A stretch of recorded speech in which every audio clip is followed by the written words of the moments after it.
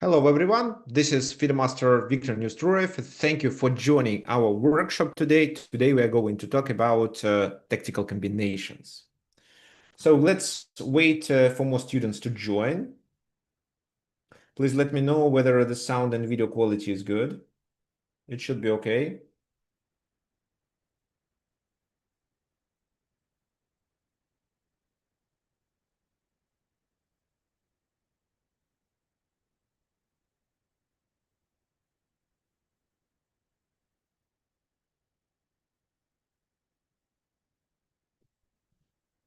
Okay, so well, if you attend this workshop for the first time and you didn't attend previous Sunday's workshop, you may introduce yourself a little. Just tell me your name, which country you are from, and what's your current ELOR, either FIDE rating, USCF, or just chess.com or Lichess.org ELO. So my rating, I dropped it. My FIDE rating is 2256 at the moment.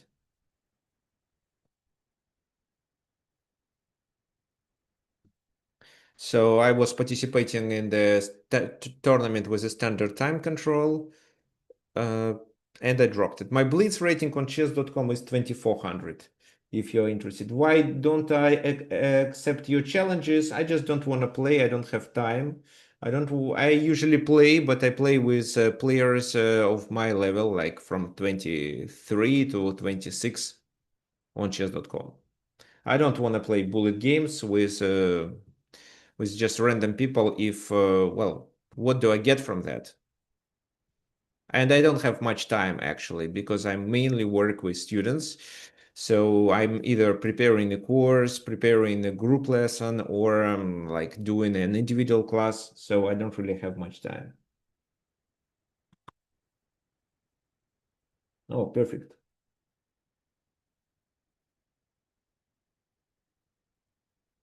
Okay, great.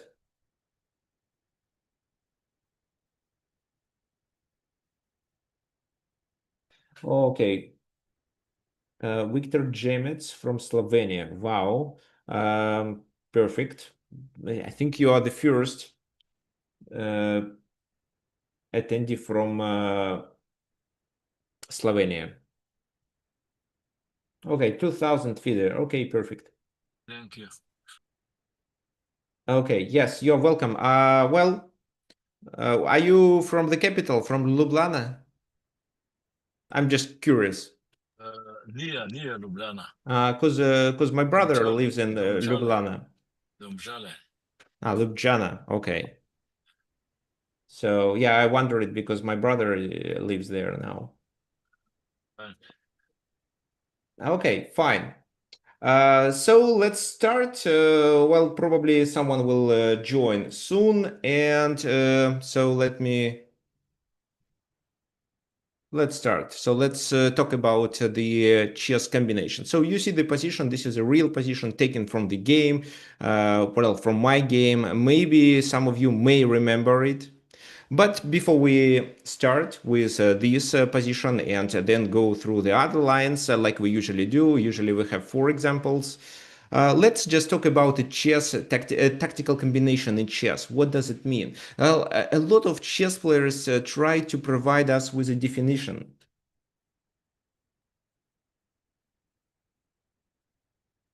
of a tactical combination. So a definition of for a tactical combination, it's just a series of forcing moves which improve the position of one of the players in any way. It can be material achievement, it can be checkmate, or it can be just simplification.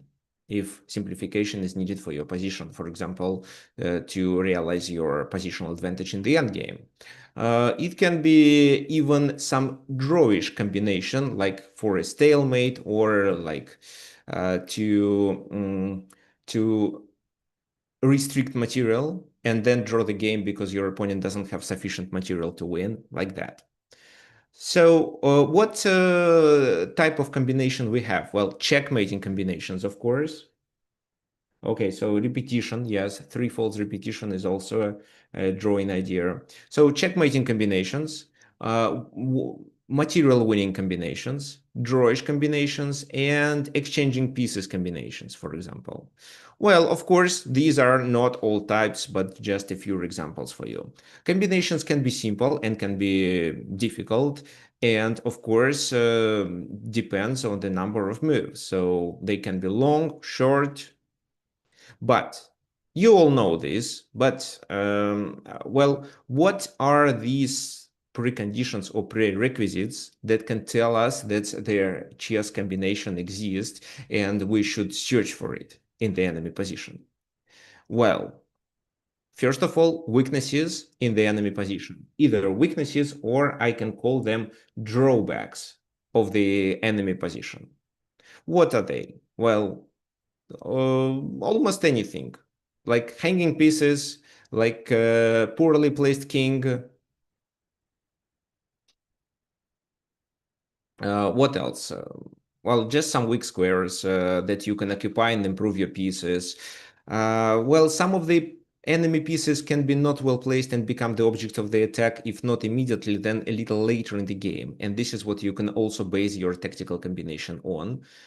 We may have pawns which are far advanced, and these pawns may allow us to search for a combination, and most likely such a combination may work.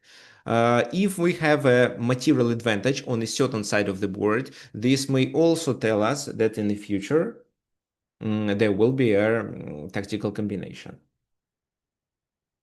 Or maybe we can start a tactical combination, and because of material advantage on the king side where the enemy king is located, we can succeed with such a combination because it's easy to checkmate then. So mainly try to pay attention to two things. Whether the enemy king is compromised and your opponent has pieces which are not protected or they are not protected enough. For example, they are protected once, but they are already attacked once, which means that adding the second attacker already makes such a piece hanging. And the position may also consist of a tactical motives. That's why my recommendation for you is to keep working on tactics and try to recognize tactical motives in your games. For example, recently I was analyzing a very nice game that will be actually part of my next course. Where I noticed a tactical motive, a knight fork, but it didn't work because the knight couldn't deliver a fork there. However, I noticed it and I started calculating that knight fork, even if it doesn't work, but because I see that such a motive exists, and later I realized that combining this idea with some other tactical moves, which are checks, captures, and threats, so other forcing moves, I mean, allow me to succeed with such a combination, even if it doesn't look working by the first glance. Okay, what else? So what moves we should analyze when we do a tactical combination? So, of course, checks, sacrifices, captures, attacks, and pawn movements if these pawns are passed pawns and they are close to the queen in squares. Also, prophylaxis. For example, you want to do the combination, but you see that it doesn't work because, for example, in the middle of the combination, your opponent starts an attack on your king, so that you may first consider a prophylaxis, secure your king, and then you are threatening to execute this exact combination that you were hoping to play originally.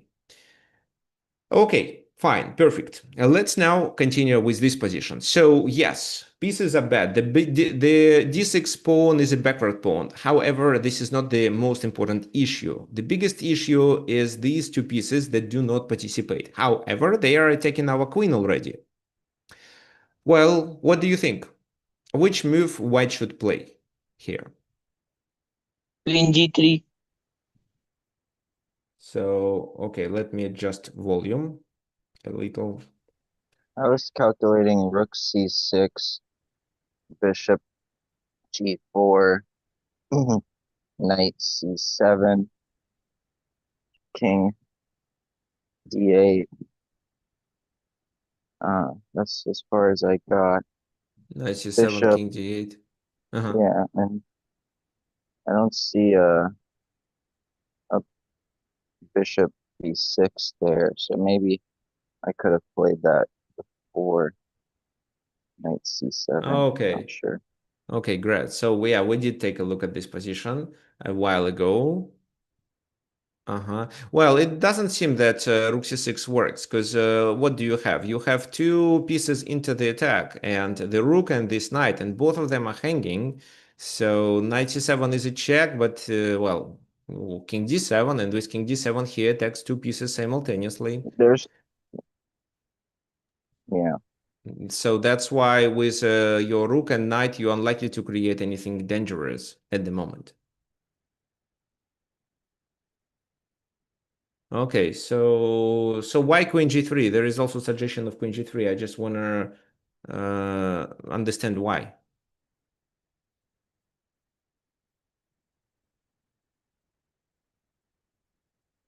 There is also a suggestion of queen g7, which is a nice move.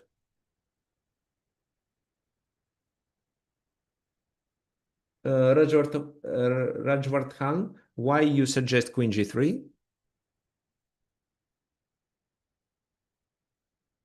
Johnny suggested queen g5. Okay, interesting. So yeah, it should be a queen move because what else we can do? Rook c6 doesn't work. It was, well, maybe knight before works, then bishop here, then knight c6. Because we get a almost sufficient compensation for the queen, and we also threaten the enemy queen. But again, then just queen takes on b3, and we have problems. This hanging, the bishop hanging, and there is no checkmate. So it's unlikely to work neither.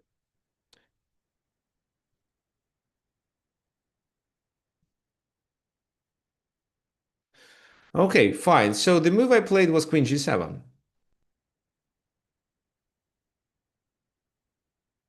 Well, and queen g7 works if they take. And when I calculated this line, I of course calculated it properly. Bishop g7 was well covered. Bishop g7 wins the game. I can show you how. So, for example, I mean, after bishop g7, white wins the game. This I promote. The rook has to move. So, for example, rook g8.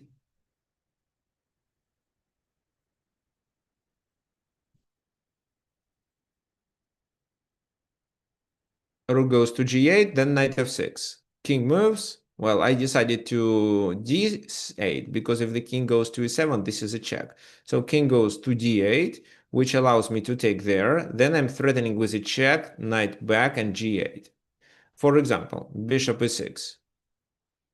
If bishop e6, in order to play f6 and to cover this square, then knight f6 is a must. And then I promote, and they have to sacrifice the queen. So, for example, king c7, then g8 equals queen, and it looks good. Well, what else? Maybe here, well, king e7, no, king e7, then knight g8 is a check. So this, maybe he escapes right away. Then knight f6 still works, bishop moves, and g8 equals queen. So even bishop g5 is not required. So if they take, it works. Maybe rook f8 is a better move. What's your opinion?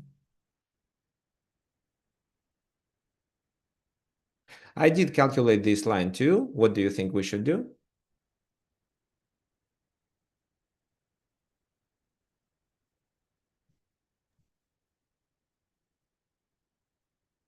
Knight f6, bishop h6. Yeah, well, if we don't want the f pawn to move, then knight f6 should be played. Bishop h6 is a good move actually too. I like it. Yeah, bishop h6 seems to work well because what else they can do? They cannot defend it. And if they play this move, we get back to the previous position, but with the bishop there.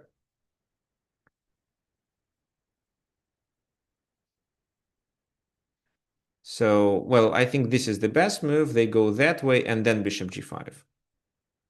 This seems to work. I'm threatening with a discovered attack. It can be knight h7 or knight g7, after which I can take on f8 with my pawn and then promote to a queen. So, for example, this move, knight h7 check, f6, take there, queen takes, take, well, what do they take? If they take there, I take here. That's why maybe they first take on c1. If so, I have what? Well, it's Was still knight winning. d5 double check? Knight, Perhaps a try instead of knight h7.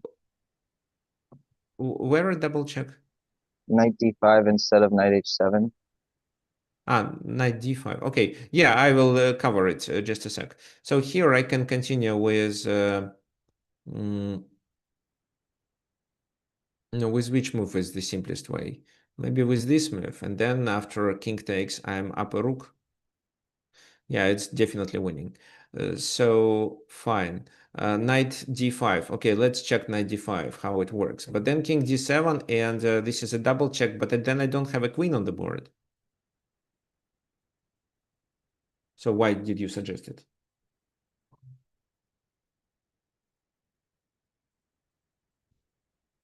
Wait, so you take the rook with sorry, take the rook with the Pawn.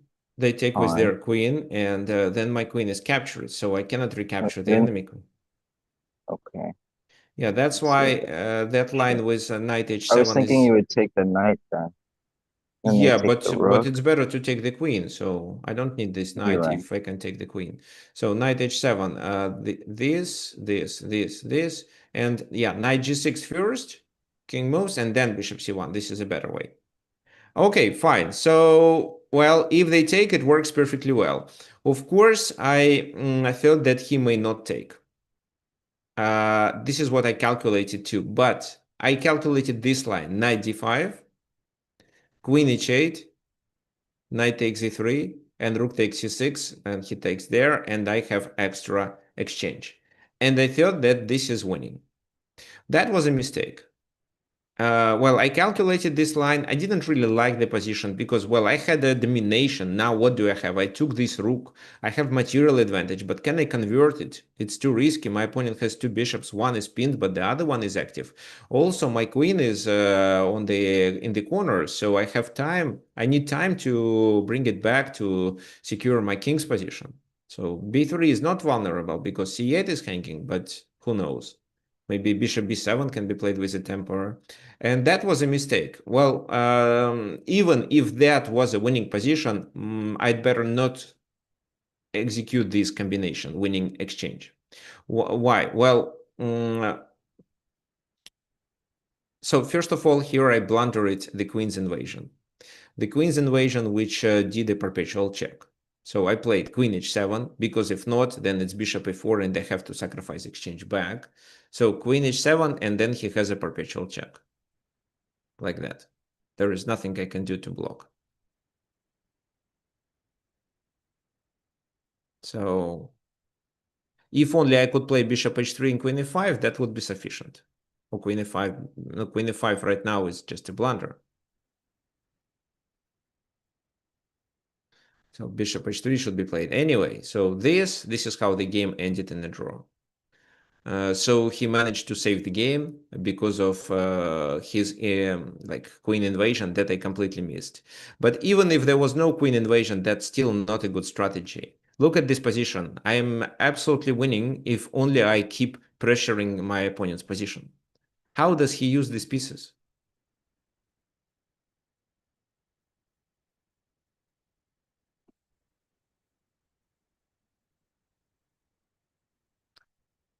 Okay,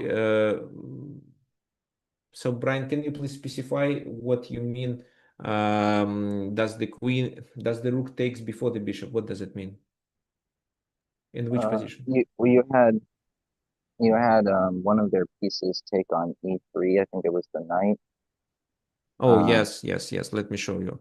Okay, queen here, knight d5. I take there. If rook takes first, this bishop is saved. That was the I concept. see.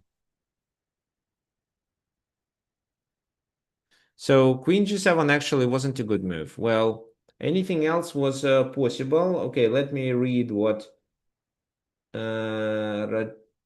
Rajwardhan wrote.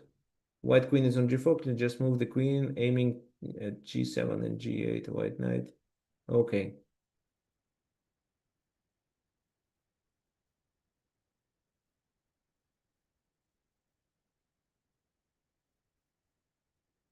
Okay, fine. So, well, the best move in this position is actually queen g3, and I was about to make it, but I thought that queen g7 is so nice. This is a very nice tactical strike, and if he takes, I win the game. So, well, this is a wrong approach, and that can cost you points, especially in such important tournament that I had. If well, if I won this game, I wouldn't get a international master norm. However, maybe I would. So who knows? Maybe then I would play for a win in the last round, and then I could get an international master norm. But my task in that tournament was to reach 2300 to get a FIDE master title. So, well, and this is, well, actually, this is what I ask you to do. Well, it's not required to make your game a piece of art. Instead, it's highly recommended just to defeat your opponent in this exact game, improve your performance. I'm not saying rating because the rating is not so important, but improve the quality of your games and improve your future performance. So playing Queen G3 would allow me to do this. How the game could continue then? Well, obviously, because the G3 is protected, he cannot take on D5. If he takes on D5, I take there. Maybe he can take on C1 first. But again, it's not a big issue. If he takes on c1, I should take with which piece? With a rook, I think is better, right? Then I'm threatening with knight c7, which bothers his king at least. Well, so maybe he takes even there, pawn takes, but how does he develop his pieces? It means like I have extra rook at the moment. He cannot take on b3 because of rook c8.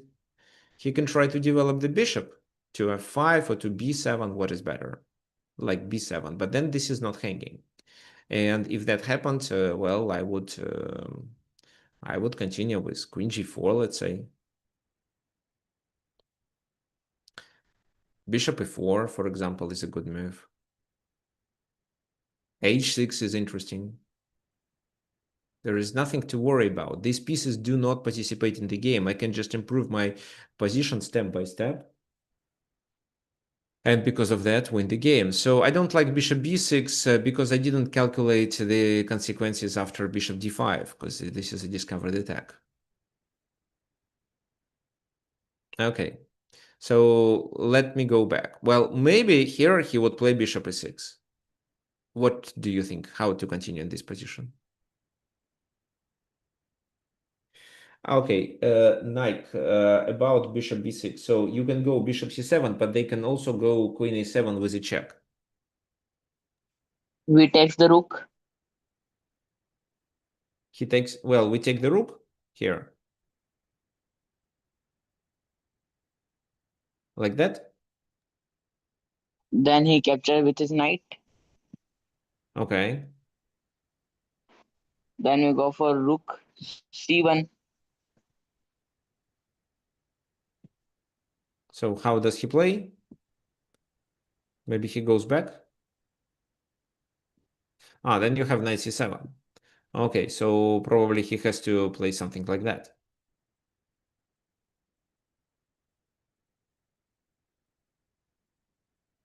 And what do you think how to play? Then we can push b3 pawn. We can, but what for? You cannot push it further.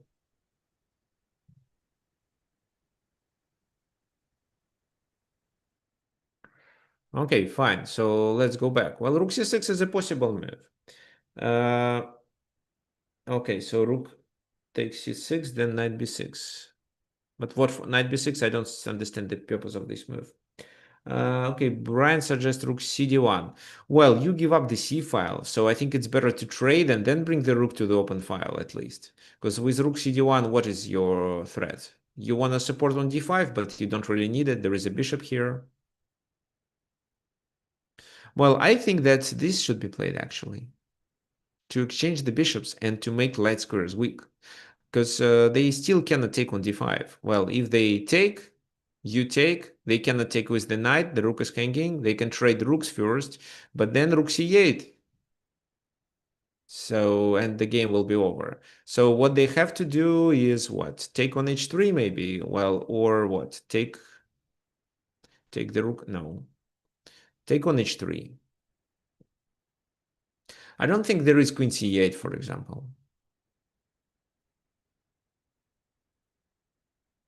Queen c8, then you can take on e6 first. And then the queen is hanging. If queen takes, there is knight c7. You win exchange. And this time you win exchange, but your queen is already where it should be, and your position is safe. Then double the rooks and checkmate. I can show you if you want. So this... No, bro. You can take the knight, free knight. Oh, you can take a free knight, actually. Right, so queen c8 doesn't work because you take a free knight. So you take there. If pawn takes, you can take a free knight. If queen takes, you can do the same. Yeah, queen c8 isn't a good move. But after queen c8, bishop e6 is a must. Okay, maybe not even, because they cannot take on h3. They also have the c6 rook hanging. Okay, fine. So, well, probably they have to play something else. Like a king move, let's say, king g7. Bishop e6, f takes e6, and queen g4. Knight b6 is a threat. Well, is knight b6 a threat? I think this, and then knight b6 is a threat. Well, if they take with the king, it's checkmate, actually. Funny. So, okay, so just queen g3 and keep adding pressure until the moment where any combinations like queen g3 or maybe something else related to the attack on the c file is likely to work. So that's why what I want to tell you is, please don't start a tactical combination if you are not sure that this is really beneficial for you, that it improves your position. In my case, queen g7 was just very nice combination in case if he takes, but a complete mistake in case if he takes my knight on d5. Which I actually expected him to play. I just overlooked queen e3. So even if I saw that queen e3 is not so favorable for him, it's still a bad idea, because this is where I have domination. In that position, after queen e7 check, I allow my opponent to initiate a counterplay. Fine. Let's now look at the games of masters. Well, the game between Alexander Alekhine and Efim Boголюбов. Black seems to be better here. They have better pawn structure, better pieces. This bishop is blocked. So the knight is in the center blocking an isolated pawn. So black decides to play g5, opening the position. What's your suggestion for white? What white should do? I'm not asking you to find a combination, but I'm just asking you for a move which helps you to not lose this game.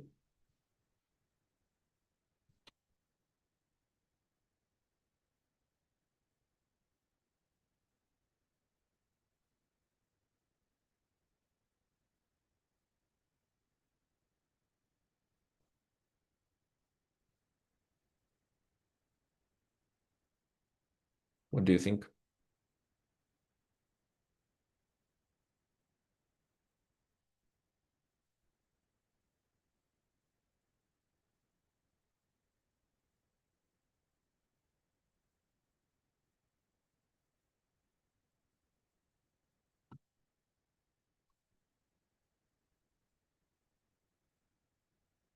I was looking at king f1 to play knight g1, knight f3, knight e5. Or if only you can occupy e5, that would be great.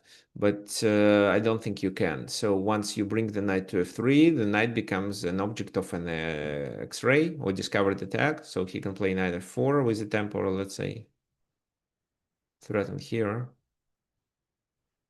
So maybe through d3, it's a better way, it's a safer way, but it still seems too tempi consuming, because just moving the knight already hangs the pawn on f4. What else?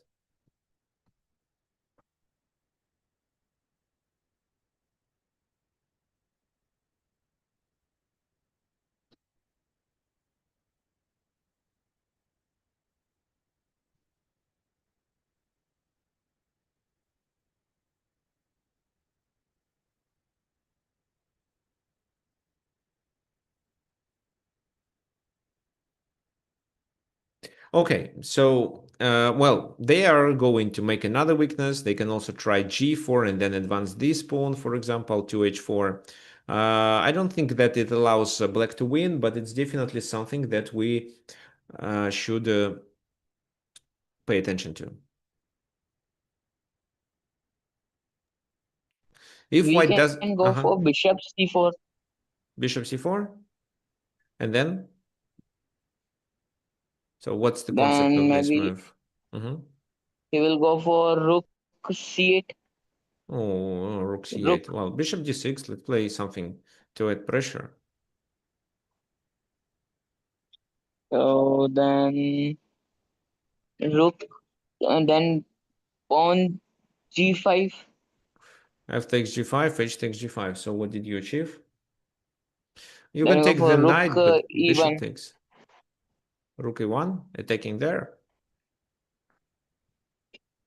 Maybe he will protect with his king to moving f6. Maybe.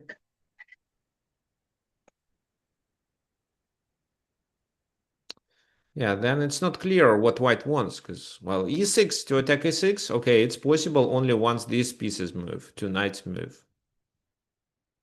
But I don't see how. If, let's say, capture there, then bishop takes. What's the plan? You cannot attack a6. b4 is also protected. There is a suggestion of rook e1 or bishop e1 and rook c4, but b4 is twice protected. So these moves are not sufficient. Zamfir suggests to take the knight because it's it's a good knight. Okay, but well, for the bishop, a little suspicious.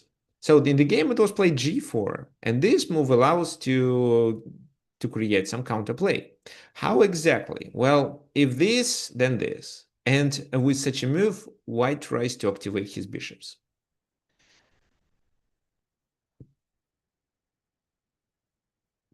The best move for black was rook f8. They didn't find it. But it's hard to find such a move. Well, this is how they want to have a pieces majority or material advantage on the king side. So, for example, knight g3. Well, if knight takes there, then rook c7 is a very unpleasant invasion for black. But if g takes f4, this is still covered. Knight goes to h5, check, king comes closer, take, bishop takes, but there are problems here with the king. So king f1, just rook d6. There is no invasion, and the king is at the risk. Well, black is better, but not winning. In the game, black chose to play the most logical move, this. So why didn't they take on g4? Because of f5. And f5 allows to do a counterplay. So they decided to take with a knight, thinking it's a free pawn. Knight takes, pawn takes. This. If e takes f5, bishop f5 is quite unpleasant. For example, if rook d5 is played, how would you continue then?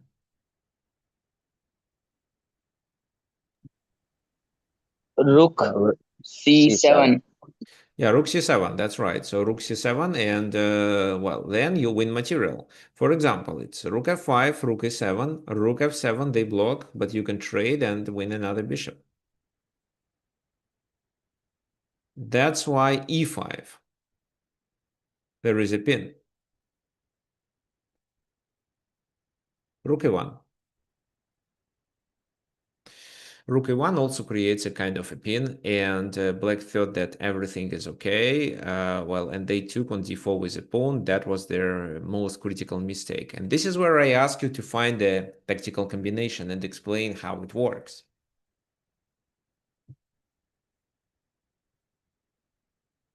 Okay, how it works?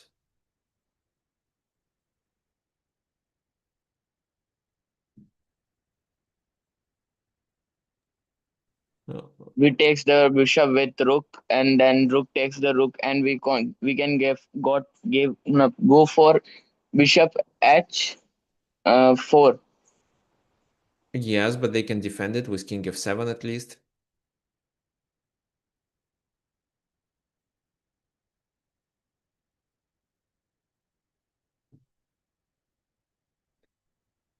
Okay, while you're writing your comments, let's go back and instead of rook e1, use Peter's suggestion of this move. Peter, but what's the purpose? It seems that this line works only if they take. What if they, let's say, continue with e4 and then with e3? You don't really achieve much with rook c7. You can trade, but what then? So that's why rook e1 is better, because you stop e4. But e takes e takes d4, and yes, the combination. Oh, Mark suggests to take there first. And if rook takes, then you take there. But how does it work? Because they have what? King f8, let's say. You take there, and they take here. And it seems that they have a draw. You also can bring the rook there, and, well, it's a perpetual check, but they have a perpetual check too.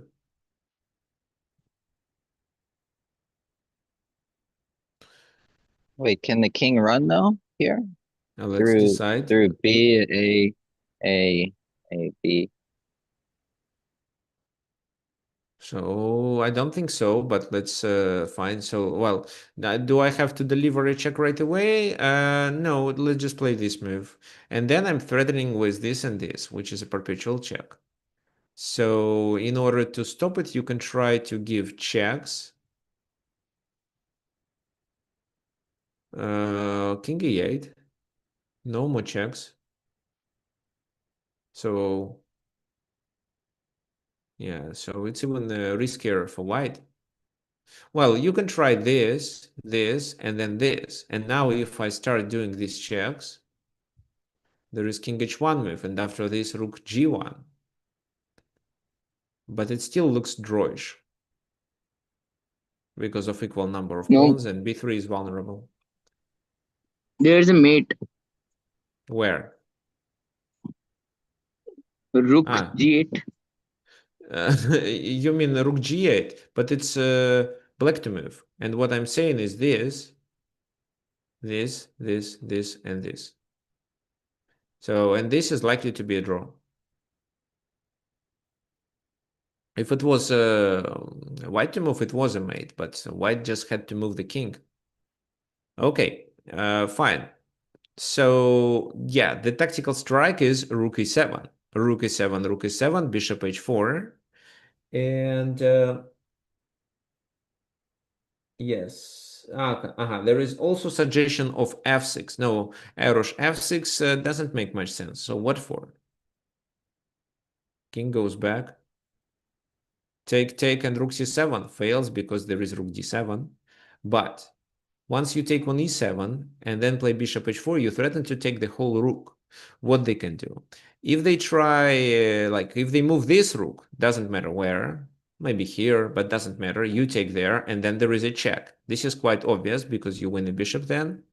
What else? If they move the other rook, then you have f6, and you win a rook for free, and you have extra bishop on the board. So you sacrificed your rook for a bishop. Now you win a rook for free, and this is extra bishop finally by the end of the line. So what they can do is just king f7, and you cannot add pressure on this pin. So probably you have to take. King takes. Then you deliver a check, but you still have a pawn on e5, and you use this pawn to distract the enemy king. So king cannot take. The king may move to e6 or d6, like that. If this move, it's actually bishop f5. So the king must move to d6 or d8, for example. D8 is the second scenario. If he goes that way, then I think you win the game with f7, because after rook f7 is bishop g6. Or you can start with bishop g6 first, and after king d8, then you can continue with f7. Yes, it works too. So if king d6, how to proceed?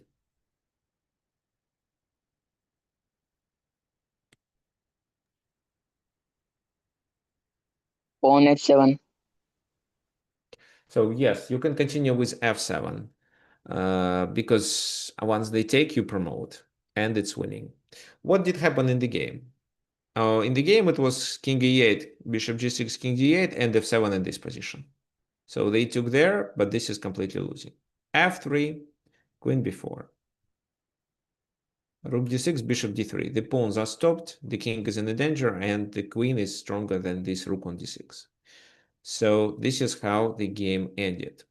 Okay, so what I want you to learn. So try to create such situations where even in the worst position, you can look for a counterplay. Here, your position is worse because of passivity of your pieces. And by doing g4, you could get them activated. It doesn't immediately mean that after that you have a tactical strike and you have to calculate everything after g4. But at least you see that with this move, which doesn't blunder anything actually, you can activate your pieces. And probably your opponent may make a mistake. And then your bishops are active, and maybe you can then create a tactical strike. So get more pieces involved, and you'll find tactics. Queen and bishop is winning versus rook and bishop. So no, this position is clearly winning. The pawns will fall. I think it's +5 according to the engine or something. Let me check. No, +6 even. No, well, no, this is an easy win. So how to play? It's black to move. They cannot advance their pawns, and I don't think that they can even move their pieces, because every move is a blunder. This, blunder. The rook move, blunder. So rook d7 maybe. Well, blunder.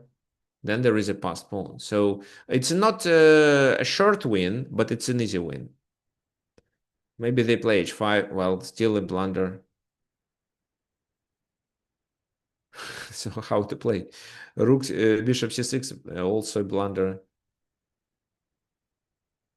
King d7 maybe. No, oh, come on, it's a bishop blunder.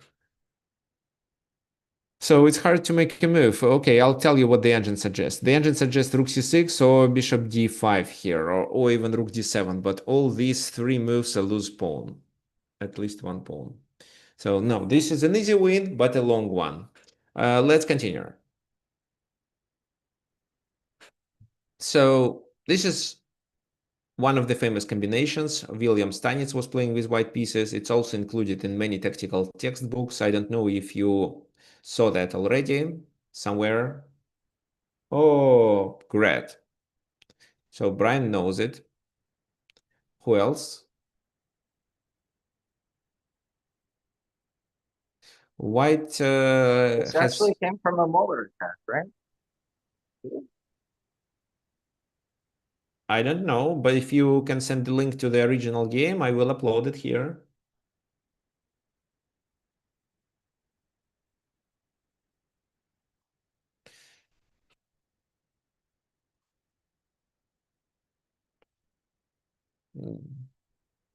Well, maybe not actually. Maybe you are mistaken, and because I don't see the maneuver you're talking about. Is this the Battle of Hastings? Can you repeat, please?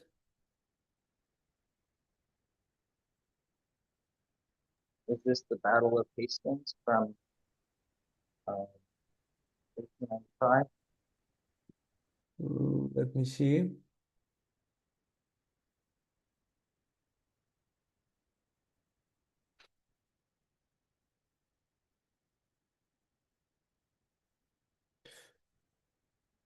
So it wasn't Mueller attack, but it was Italian game, just a slightly The Greco-Gambit, yeah.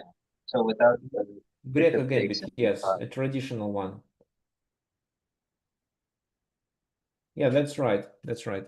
This is the right game. Mhm. So yeah, that's why probably you know it. Really nice example. Okay, so John, no, we didn't cover it for sure because I see this for the first time. I mean, I saw that for the first time before the workshop because while I was preparing.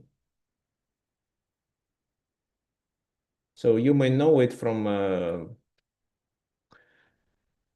you may know it from a different analysis from the book. Maybe you saw that somewhere in the videos. So, okay, well, let's try to activate our pieces. Well, but we shouldn't forget that we also have problems. For example, if there was a pawn on h3 and the king had an escape square, everything would be so easy then. Well, knight g5 is definitely our first candidate move, and it can be correct. But then the king goes to e8 to not lose the queen. What then? Go for ng5 first.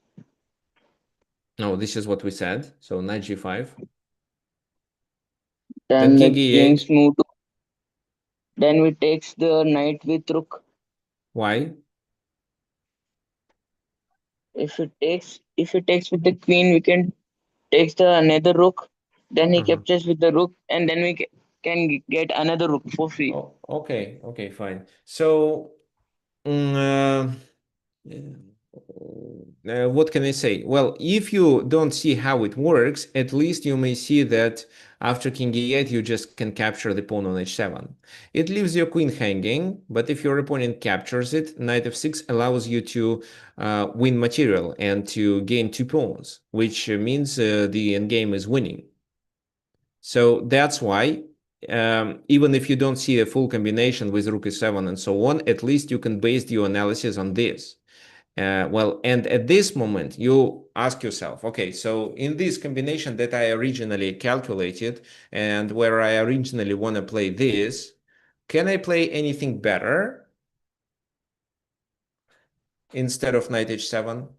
And then you are one move closer and you start calculating rook e7. So when you, what I mean, so if you calculate the mating combinations, you may not, it's not obligatory to calculate it to the very end where you checkmate. Calculate it to the moment where you think that you gained enough material to compensate your sacrifice if you sacrificed anything, or you at least get enough material advantage to declare that this is a winning position. So here rook e7 works, and if queen captures on e7, it works well. Rook c8, and then this, you have extra knight. Well, they block, and what? You have to trade queens. Even if you have to trade queens, it's okay, but maybe there is a better move. Aha, what if the king takes? Well, if the king takes, then there is checkmate. So after this move, the king has only 2 moves, d6 and d8. So if the king goes to d8, it's knight e6, and then the king has to go back to the e file and becomes the object of a discovered attack. At least knight c5 can be played and you win.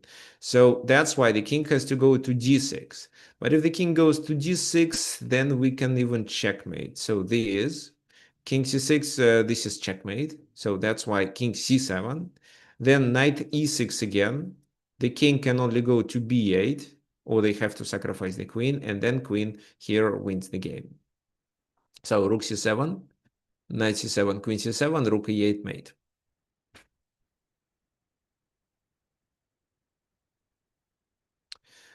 But it's not the end. What if they just don't take it and move the king? Because now you have 2 pieces hanging on g4 and c1, and in addition, the rook on e7 is vulnerable. So if you take the enemy queen, you are checkmated. If you take on c8 first, it does make sense, but they actually didn't want to capture the rook. They wanted to checkmate on c1. So still, we have same problems. This hanging, and the back rank problem.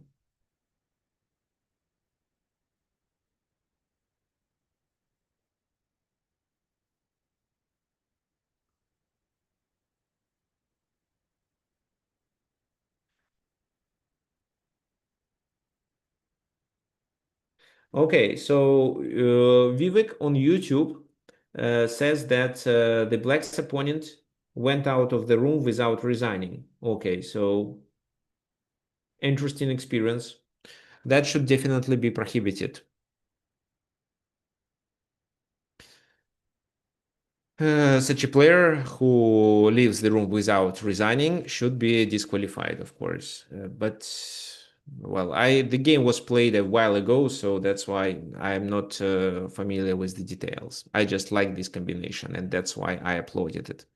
So, rook f7, yeah, rook f7 works. How does it work? Now the rook is protected at least. So if queen takes, then we first capture there. And then at least there is extra, well, queen blocks, we can deliver check on h7, then take, well, I'll show you. Check on h7, king f7, queen here, king takes, knight f6, and this is completely winning. Yeah, but in the game, rook f7 was played first. And it's, again, the same story. If queen takes, it's this. Well, what do they have to play? Well, they definitely cannot cannot move to e8, then it's checkmate. They have to move to g8. And our task,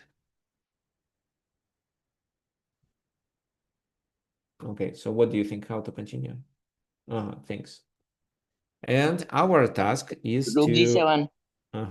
Rook so g7. you could, yeah, can you please next time write it in the chat to let other people to think? To provide them with more time to think.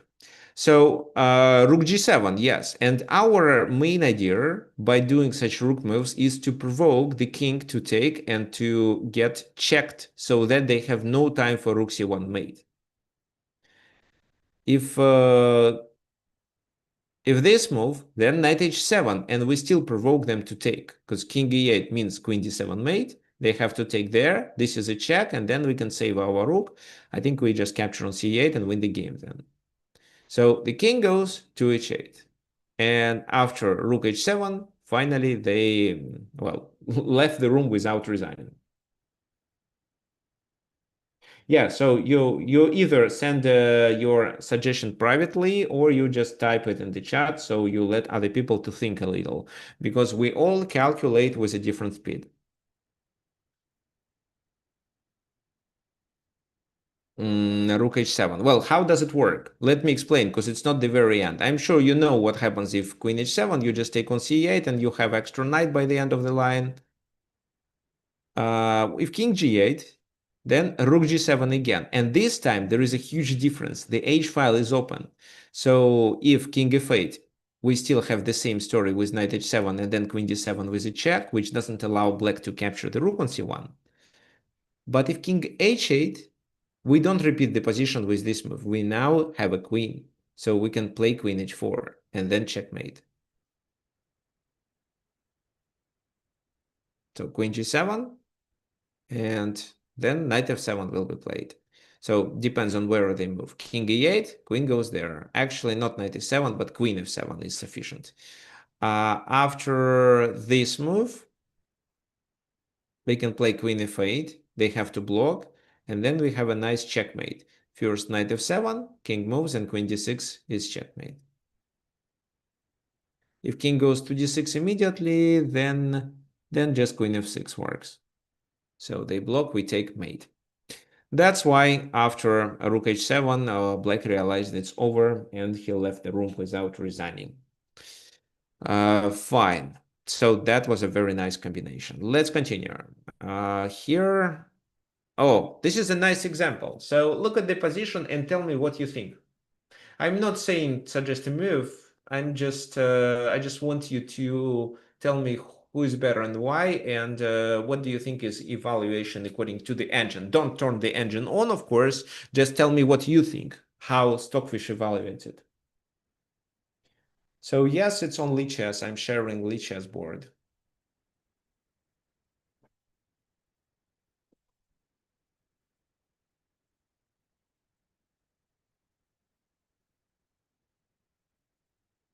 White is better, yes. Mohammed says that white is better, okay. White to move.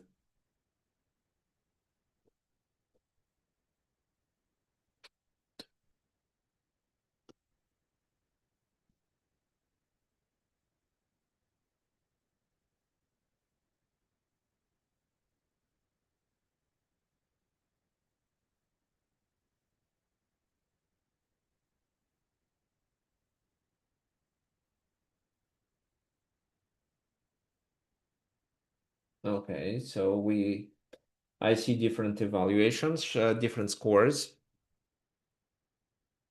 I actually don't remember what the engine tells. I would say well, it depends, I think. If you can calculate something and make sure that you're winning, it can be like around 5, 6, or even 9. But if you just play any other logical move, then I think it's +3. Similar to example from my game. Okay, Nike suggests Queen e6 with the idea of knight g5. Okay, I like this move. What else?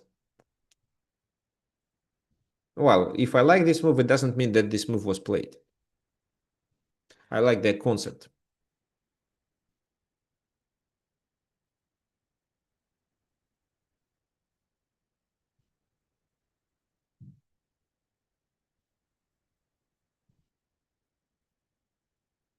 Rook h7 directly? No, rook h7, knight h7. You cannot play such a move. Bro, he can take the queen also if you move the rook.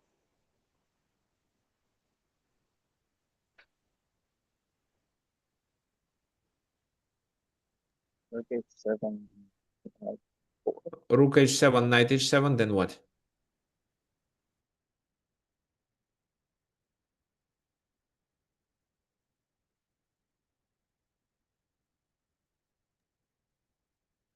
Knight b4 queen with a check. Can you say it a little louder, please? With a check, should we at least look at it? At which check? Instead of knight h7, we play knight g4 instead and take the queen with a check. Yeah, we should. Yeah, we should actually, because after rook g4, king here works, and you don't have rook h4, and you don't have g8. Yes, actually, thanks. You're right. The queen is hanging with a check. That's why rook h7 fails. So the king can go to f4, of course, but I think it's better to take. No, the king cannot go anywhere, actually. What I'm saying, there is No, a king rook. can't move. So this is the only move, king h7, and this doesn't work. Okay. So I think it's it's like from +3 to +6. It depends on the move that white plays. Well, obviously, the idea is rook h7, but you can play rook h7 only if you first take on f6. So let's say you take on f6. If bishop takes, then rook h7 works perfectly well, because you threaten with mate, rook h8, you protect g7 sufficiently. Then what? So that's why they have to take with a rook. But even if they take with a rook, rook h7 still seems to be winning, because if king takes, then you promote, and this leads to checkmate. If they don't take, then you play rook h8 and then promote. So this is winning. But what white missed in this position, in this combination, is rook f3 move. So what rook f3 is doing? This is a chance to complicate the position. If, let's say, queen captures, it is a blunder because this king doesn't have many moves and bishop g5 checkmates him. Well, technically it doesn't look like a checkmate because well, I mean, just the king has no moves and they have to either block on e4, or it's better to capture on g5 with the rook, then queen takes, and then what? And then queen goes there, then the queens are exchanged, so this is losing. Once the queens are exchanged, it's losing. So I'm going to show this line for you. That's why after bishop f6, rook h7, and rook f3, king should take on f3. But if king takes on f3, it's queen d3. And the game continues. And maybe they can do a perpetual check. So king f4, bishop goes to d6. e5, queen d4. So king goes to g5, then king h7 can be played. And again, it's a bit unclear. So if you don't like this line, don't play so. Play such move like queen h3, for example, threatening to take there and then take there.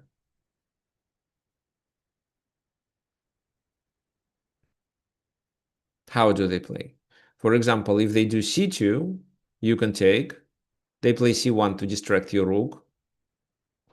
Then, well, to not get checkmated, well, they have to take there.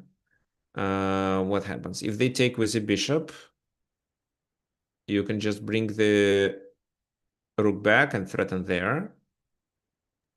No, bro. If you takes with the bishop, there is a mate. Yeah, there is a mate, right? This. Okay, so they take with a rook then. And then knight g5, for example, works. So you threaten with a mate. They have to maybe push. I want to avoid sacrifices. But then f5. So they take there. You can check. You can promote. You can play queen here, then maybe take on f6 and then promote. Or what is better? So they take. You do this move. Now let's take here just, and then play queen e6. I like it more. Okay, so rook g6, for example, then knight e6. And this is a winning position, obviously. With such a pawn on g7, with a knight, you are already several pawns up. And knight e7 is a kind of a threat. And queen takes a8 is a threat. So it should be losing. If not queen h3, then queen e6 is a nice move with the idea of knight g5.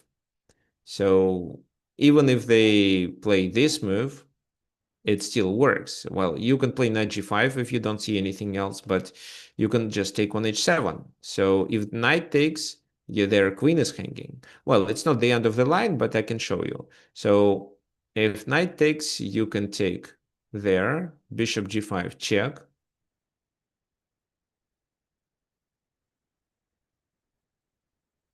Then this, you threaten with this move. So they have to take, you go that way.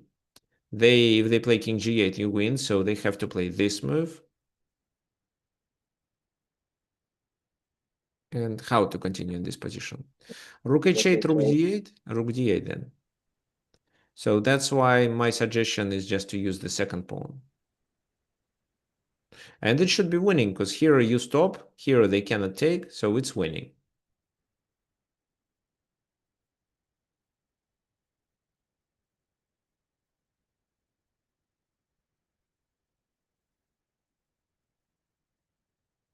Okay, so once again, knight h7.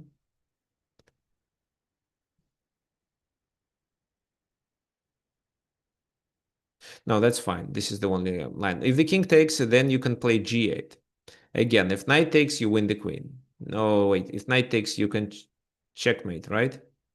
So if rook takes,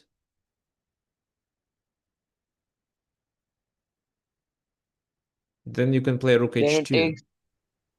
No, we can take the rook with on the queen. f7. Yeah, on f7.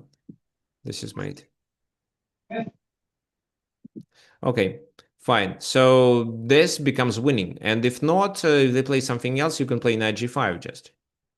That's why it's hard to make a good move. So these two moves were good. In the game, it was bishop f6.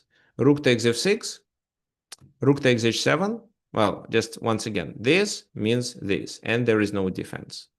Any check doesn't make much sense, just this. So once this happens, you can play g8, promote, and then it's checkmate. It's quite obvious. That's why rook f6, rook h7 was played. Well, king h7 again loses, but rook f3. So if this move, there is bishop g5. You have to take, then you have to move, or you have to trade queens. But in both cases, they take our this, and this is losing. So queen f8 can be a try, but after this move, g8 is impossible. That's why white took with the king. That was correct. But queen d3, king goes to f4. This is the only move. Like this move would lead to this. and there are no more checks. I mean, yeah, there is a check. There is a check with this move, bishop d6, but king takes there, rook takes, rook goes to e8, king here, this. And then there are no more checks, and we threaten with checkmate with rook h8 and g8. So, but bishop d6 was played. Now, if e5, there is a check there, then the queens are traded. This is definitely unfavorable for white. So that's why white moves the king to g5. Again, that was correct. Repeating the position like that, I think, is quite unfavorable because of just king g6 and then rook h8 checkmate. Because after king g6, there are no checks except a queen sacrifice. That's why it's already time to capture on h7. Luckily for black, g8 no longer works. So what's your opinion? How to win here?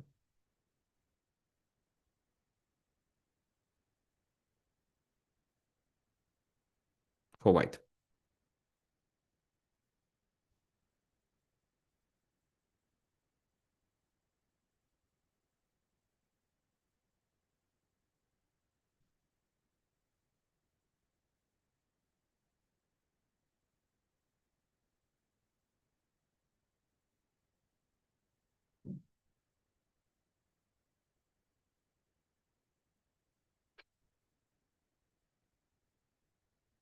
So Brian suggests to take on e6. Who else? King f6. Rook h. No, it's a different line. So,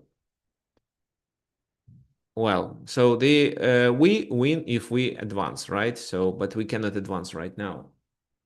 That's why, yes, it was necessary to make king f6 move. What checks do they have? Because if they don't have any checks, well, we promote. If king goes to g8, it's queen e6 check, and then we promote. That's why queen d4 seems the only logical move, and king f7. And after king f7, there are no checks, which are not sacrifices. He didn't notice it. Maybe he thought that after this move, it's game over, and again, there are no checks. But when you attack on one side of the board, you usually focus on that side and you calculate what's going on there. But in this position, it was queen b8 played, a move that the move played on the other side, but it affects what's going on the king side. So e5 looks logical, but actually means that the queen goes to e8.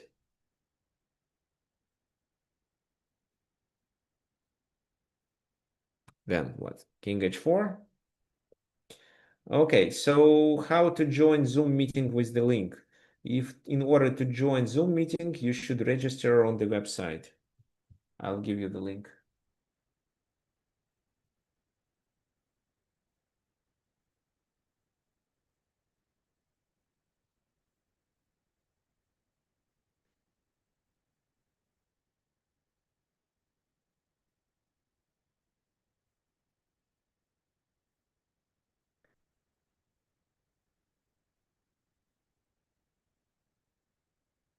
Well, but that will be the link for the next event. Okay, so King h4. Now, King h4, how they can continue here? No, this time maybe King g8 is enough, right? Because Queen h5. No, e6 is protected. They can take. Then pawn takes. And I don't see how to progress. Still like the white's position. Okay, let's go back a little. Well, maybe here queen c2 with the pawn. Yeah, it's a bit unclear. It seems that, well, there should be a perpetual check somewhere. Because materially, it's already equal.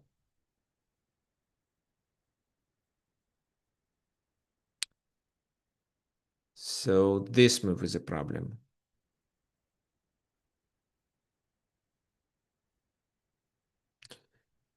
Also, even queen e... Okay, so this...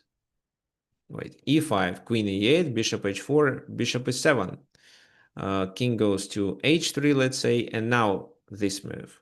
Because still no this, no that.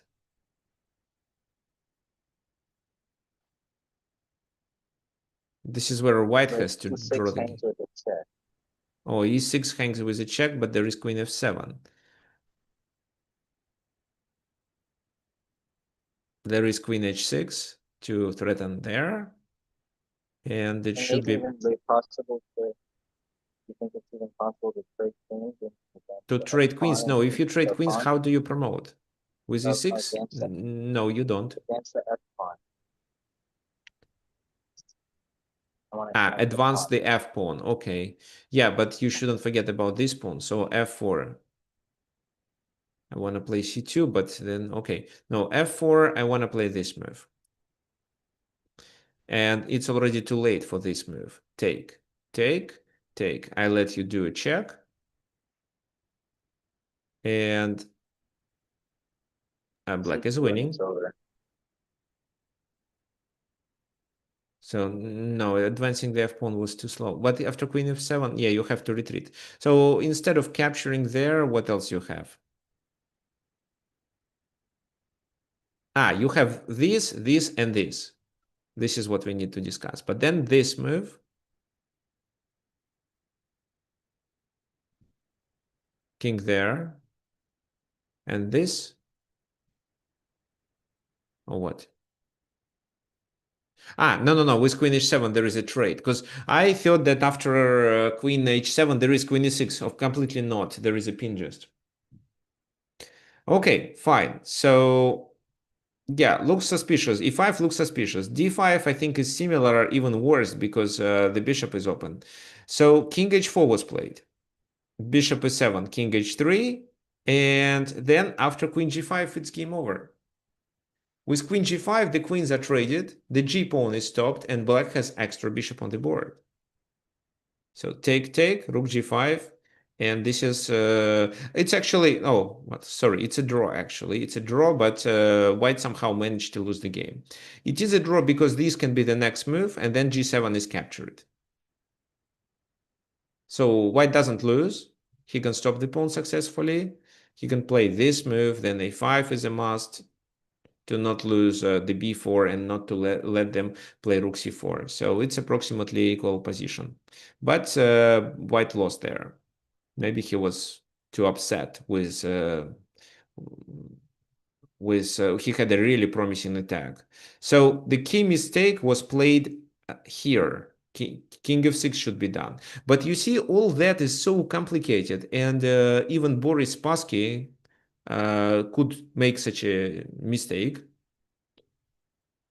What can we say about club players who often make such mistakes? Even I can do a mistake. So that's why do this line once you are sure that it works. If not, especially if you're playing a blitz game, why not just to play a natural move like queen e6 or queen h3, which still maintain same threats, but allow you to do it without much risk to your position? Of course, yeah, you can just overlook this rook f3 idea. So this, and you may just overlook rook f3. This is what I understand. You may say, okay, I just completely missed it. I didn't. It's possible. Just more practice with puzzles will help you to prevent it, especially more practice with puzzles devoted to intermediate moves. And this is how you can get better with it. Okay, we have another example. So this is the last one. And before we continue with our last example, I would like to remind you that these workshops are free. However, if you like this content and you would like to support me, you can donate using this button. Let me type it in the chat.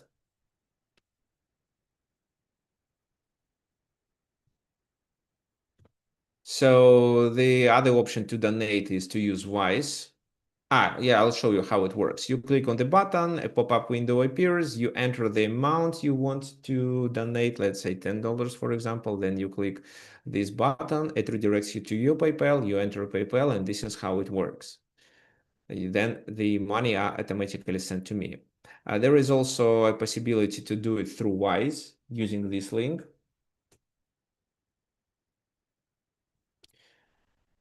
And what else I also wanted you to know, I started uploading my short video clips related to chess to a new TikTok channel. So it would be great if you could subscribe to it.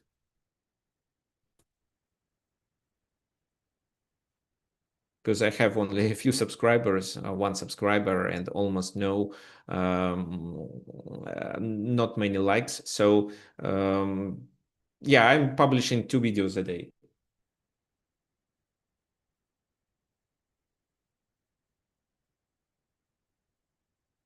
Fine. Let's continue with our main topic.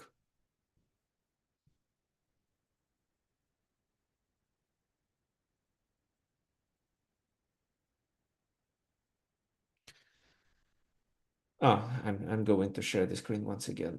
Just a sec. Portion of a screen. Fine.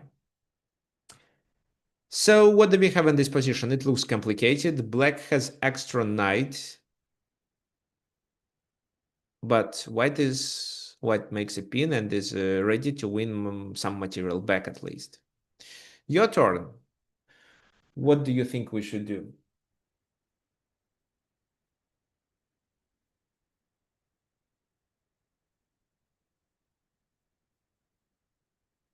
Okay, thanks, Brian.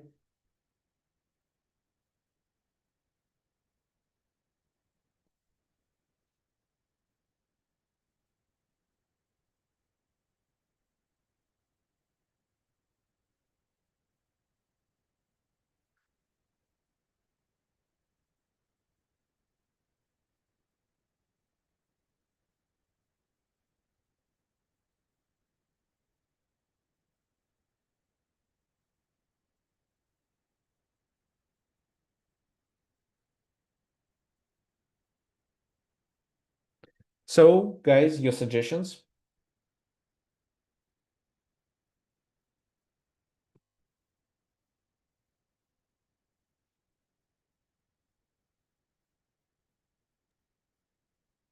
Pawn F3. So everyone suggests F3. Perfect. Yeah, F3 looks logical. Well, F3, if they take on G7, you can take it with the bishop. It's not such a big issue. Bro, no. If you push our pawn, there's a mate. Queen H2. No, if Forget they the knight. take, I'm talking about this. So if they take first, we have to take with the bishop. It's not a big issue. And then after Queen H1, we can still continue playing like it was in the game. Well, Queen F3 obviously loses. This is clear. So Queen H1. And how to continue then? So I noticed that there was a suggestion of knight f2 by John. Who else did suggest it? Knight F2 is a good move. Arush.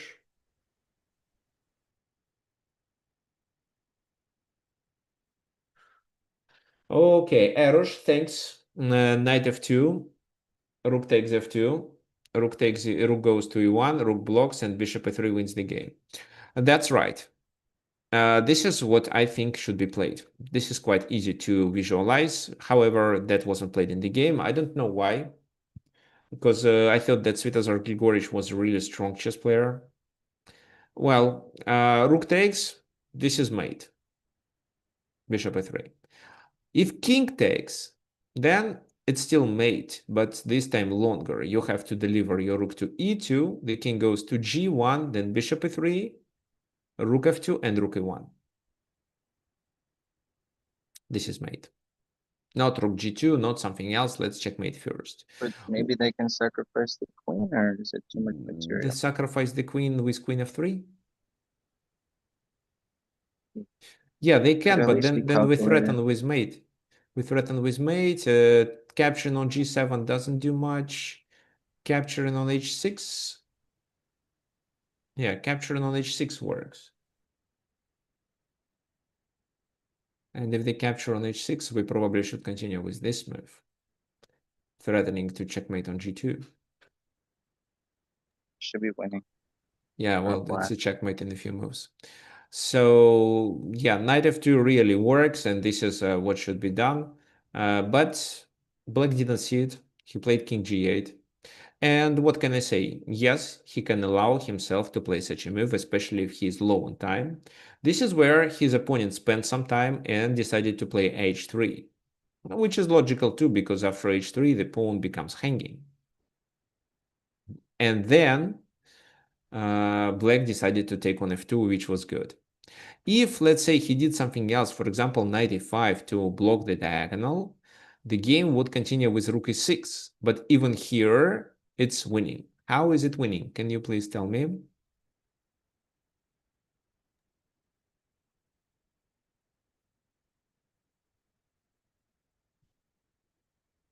I'm not asking obligatory to deliver checkmate. I want you to, well, either checkmate or just win the game because of extra material. See, we take the rook first. Yeah, okay, thanks for your suggestions. Yes, it's definitely rook takes g3. Rook takes g3, and they have to take, because then it's mate, so they have to take. Then it's bishop e3. And if the king goes to h2 with knight g4, you can deliver a very nice checkmate. So that tells us that they have to play rook f2. And if they play rook f2, well, there is no checkmate. But we can win material. Take, check, take the bishop. This is winning. The rook is not hanging. We take on c4, we take on a5. Well, for example, in case of this scenario, we take there, check, we take there, king f2, take there, knight a5. This is completely winning.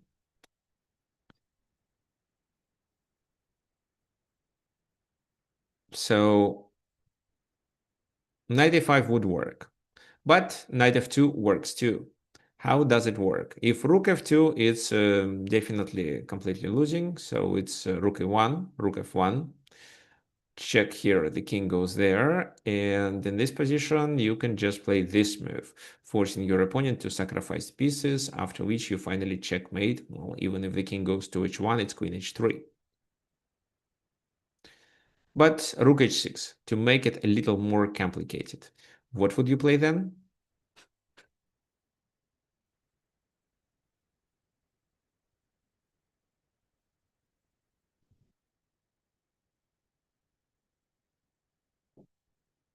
Because if you just take on h6, what they can do? They can try bishop g7 first, right? And if queen g7, it's king f2. No, Bishop rook g7, queen e3. bishop g7, queen e3, but rook f2.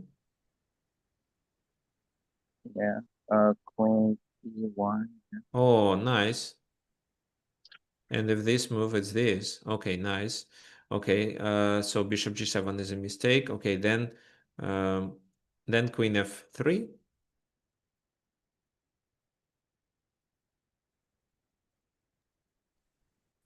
Like that. This is a bit unclear. It's not 100% winning. I'm not even sure that it's winning. Okay, if so, we should play better in this position. What can we do?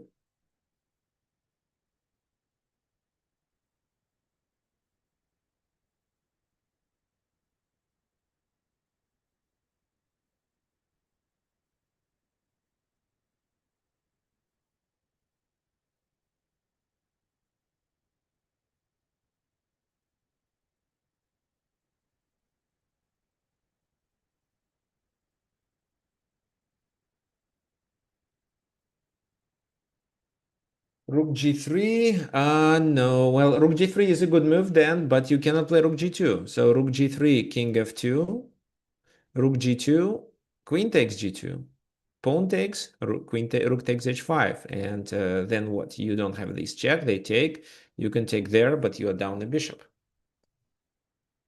So rook g3, right, but here rook e2, which forces them to take there, then queen g5, and the king can only capture, and then it's simply a railroad, mate. Rook e3, queen g3. Yeah, so queen g5 instead. Yes, exactly. So, well, this is a blunder. Then it's rook h3, king moves, and queen g4. Yeah, queen g4. This is a quicker checkmate.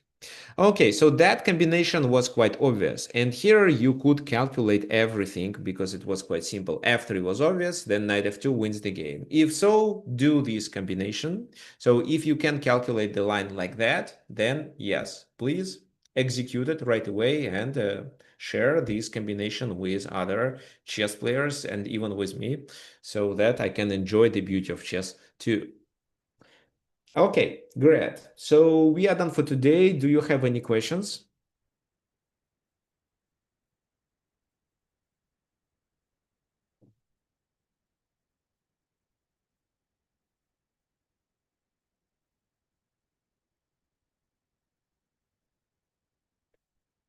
Okay, perfect. Thank you for coming and hope to see everyone next Sunday. Will you accept my challenge on chess.com? Sorry, I don't want to play. I just don't have time for playing. I will play with in the title Tuesday maybe next time if Proctor won't be so slowly.